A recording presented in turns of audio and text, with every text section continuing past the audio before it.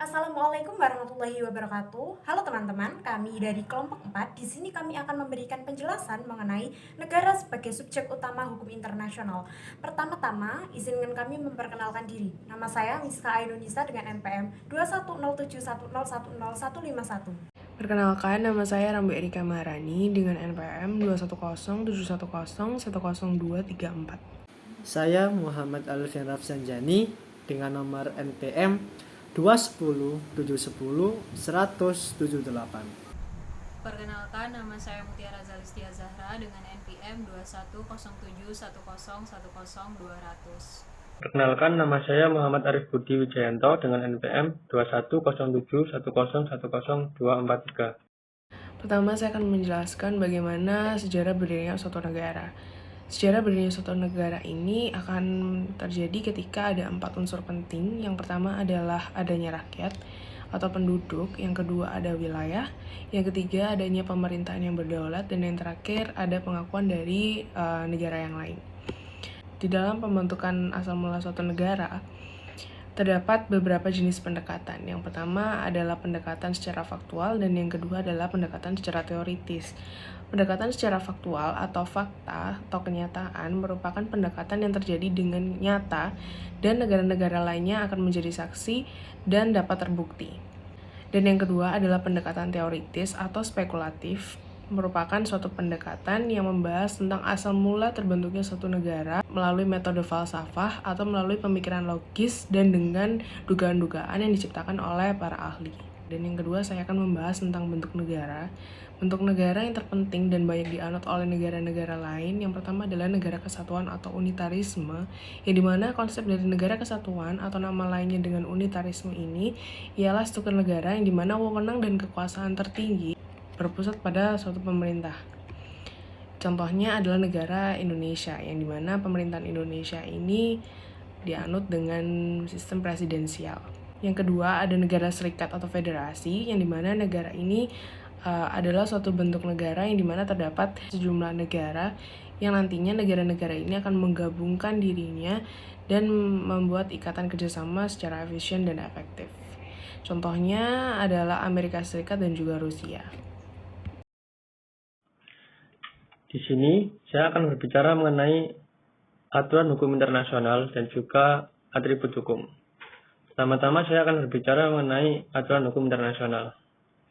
Apabila berbicara perihal aturan hukum internasional, maka kita tidak akan terlepas berbicara tentang sumber hukum internasional, asas-asas hukum internasional, dan juga sistem hukum di dunia. Pertama-tama, kita akan membahas mengenai sumber hukum internasional. Sumber hukum sendiri dapat dibedakan menjadi dua, yakni sumber hukum formil dan sumber hukum material. Sumber hukum formil di sini adalah respon atas pertanyaan di mana hukum itu ditentukan dan bagaimana hukum itu terbentuk dan mengikat. Sedangkan sumber hukum material, yakni sumber yang berkaitan dengan isi dan substansi dari suatu ketentuan hukum. Adapun beberapa macam sumber hukum internasional, yakni kebiasaan, keputusan pengadilan atau badan arbitrasi, traktat, putusan atau ketetapan organisasi-organisasi internasional, dan juga pendapat para ahli. Kemudian kita beranjak menuju sistem hukum di dunia. Sistem hukum di dunia sendiri terdapat dua jenis, yakni common law dan civil law. Sistem hukum common law mendasarkan atau berdasarkan pada putusan-putusan pengadilan sebagai sumber hukumnya. Sedangkan sistem hukum civil law sendiri berpegang pada kodifikasi undang-undang sebagai sumber hukum utamanya. Kemudian kita beralih ke asas-asas hukum internasional. Dalam dunia, hubungan antar negara adalah suatu kebutuhan, karena negara tidak akan dapat berdiri sendiri tanpa adanya bantuan negara lain. Hubungan internasional diatur dalam hukum internasional dan juga dilandasi oleh asas-asas internasional. Di antaranya adalah asas teritori, yakni mewajibkan suatu negara yang berhubungan internasional dengan negara lain untuk tetap berkuasa di teritori atau wilayah kedaulatannya sendiri. Yang kedua, asas kebangsaan, yakni sebuah asas yang menyatakan bahwasannya seorang warga negara akan terus terikat oleh negaranya walau dia berada di luar negeri. Dan yang ketiga adalah asas kepentingan umum. Dalam asas kepentingan umum, suatu hubungan internasional bisa atau dapat mengatur kehidupan masyarakat dengan mementingkan kepentingan umum masyarakat internasional. Ketiga asas tersebut merupakan 3 asas yang wajib atau harus dipenuhi dalam hubungan internasional untuk menjunjung serta menjamin kesejahteraan bagi negara yang melaksanakannya. Kemudian saya akan melanjutkan mengenai atribut hukum. Jika membicarakan tentang atribut hukum, kita akan membahas perihal struktur kelembagaan di dalam suatu negara. Dalam suatu masyarakat, di suatu wilayah negara sudah menjadi hal yang wajar bahwa penyelenggaraan dalam suatu urusan yang bersifat publik diselenggarakan melalui suatu sistem kelembagaan yang dimana dibentuk secara khusus guna melaksanakan urusan tersebut. Lembaga-lembaga itu dapat berada dalam ranah legislatif, eksekutif, serta yudikatif.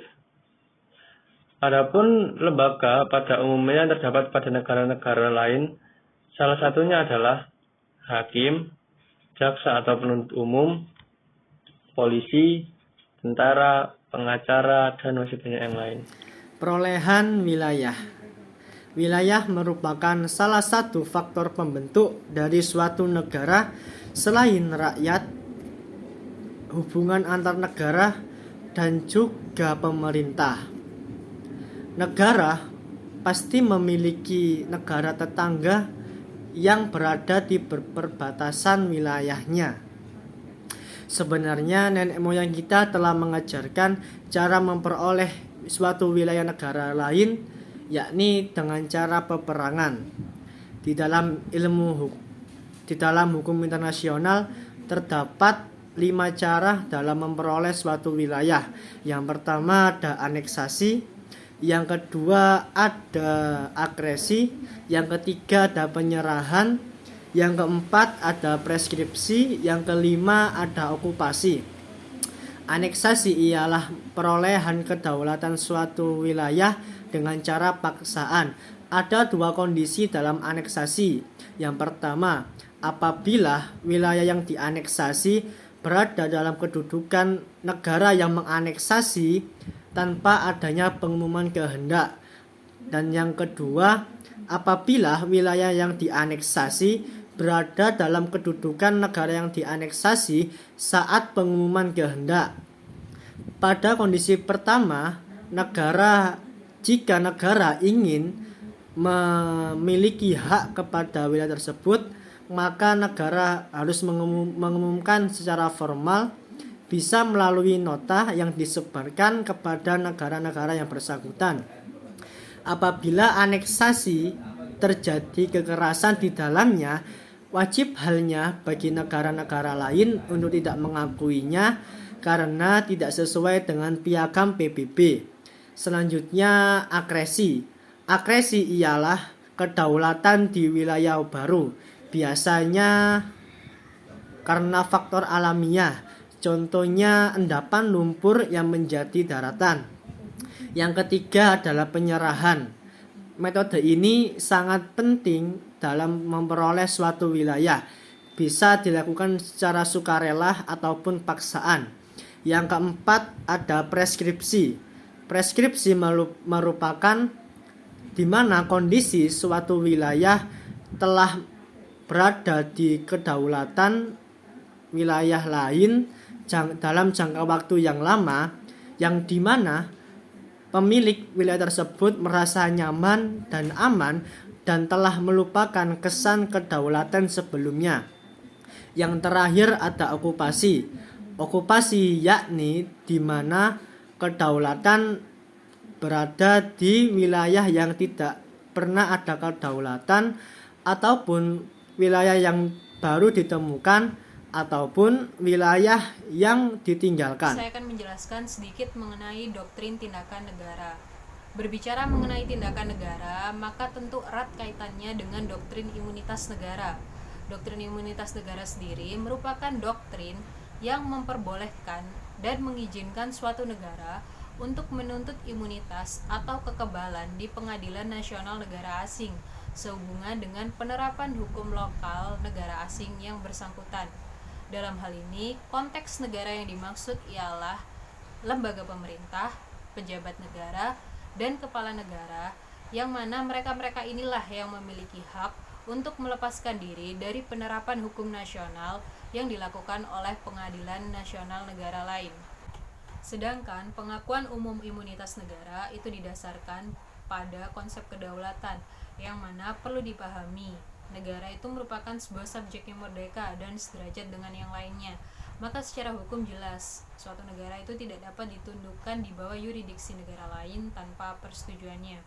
Oleh karena itu, tujuan dari keberadaan doktrin imunitas negara ialah untuk saling menghargai dan menjaga hubungan baik antar negara, di mana hubungan baik ini dapat dimulai dengan melakukan penghormatan terhadap kedaulatan negara lain.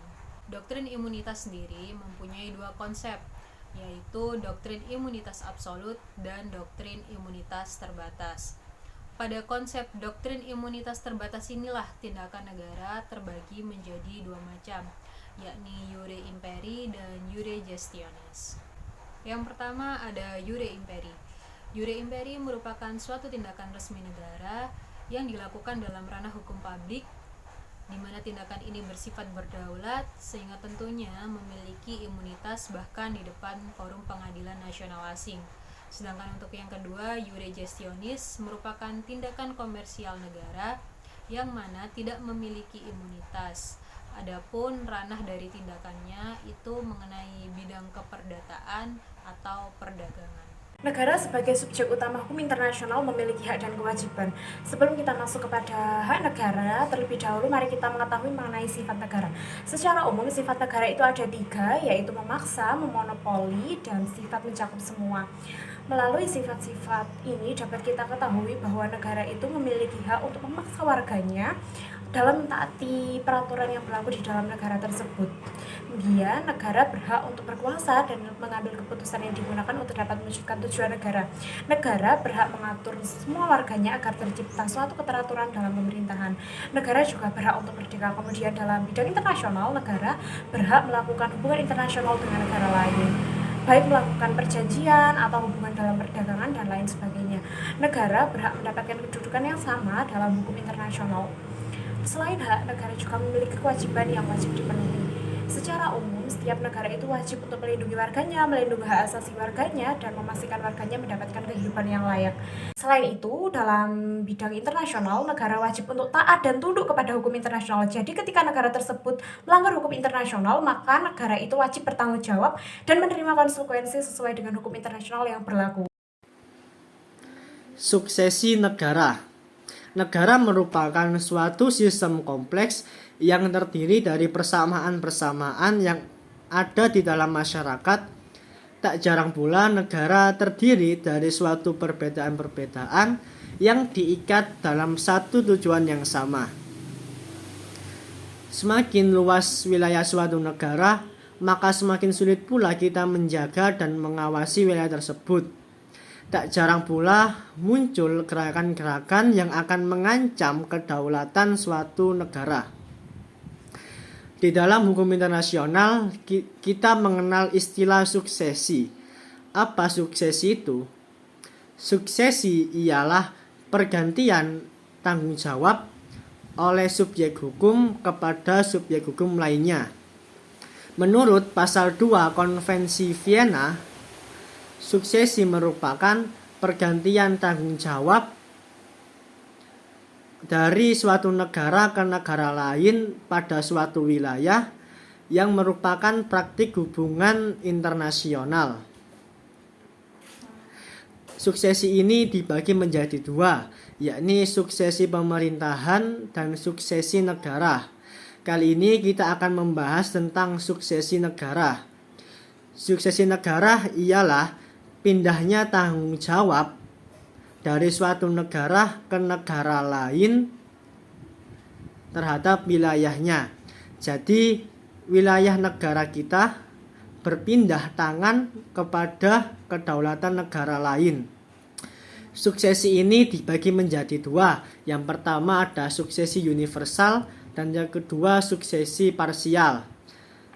Pada suksesi universal, negara terdahulu ini hilang tanpa bekas dan terdapat negara penerus. Sementara pada suksesi parsial, negara terdahulunya masih ada, tetapi sebagian kecil wilayahnya membentuk negara baru atau bergabung dengan kedaulatan negara lain.